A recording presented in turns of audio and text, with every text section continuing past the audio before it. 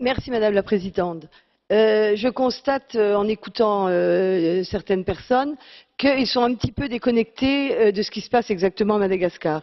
Les insuffisances de Madagascar en matière de démocratie ne justifient pas d'acculer sa population à la pauvreté. Mes collègues ont ainsi souligné à juste titre les conséquences dramatiques du gel des financements européens de 2009 à 2014, puisque ce pays dépend à 50% de l'aide internationale. Madagascar n'est pas plus épargné que l'Europe par l'infiltration islamiste et le risque terroriste y est désormais tangible. À cet égard, les Européens comme l'ensemble de la communauté internationale doivent se garder de toute ingérence quant à la question de la minorité musulmane des Khojas. Madagascar est en effet avant tout aux prises avec une situation économique inextricable, puisque l'aggravation des inégalités depuis 2005 et les infrastructures défaillantes compromettent tout espoir de reprise. Un effort considérable sera nécessaire pour améliorer les conditions d'existence des 92% de Malgaches qui survivent avec moins de 2 € par jour.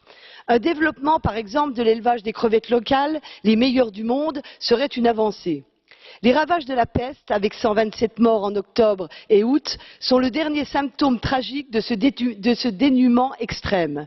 L'intervention européenne est cruciale tant les autorités malgaches peinent à faire face à cette crise sanitaire qui, selon l'Organisation mondiale de la santé, devrait se poursuivre jusqu'en avril de l'année prochaine.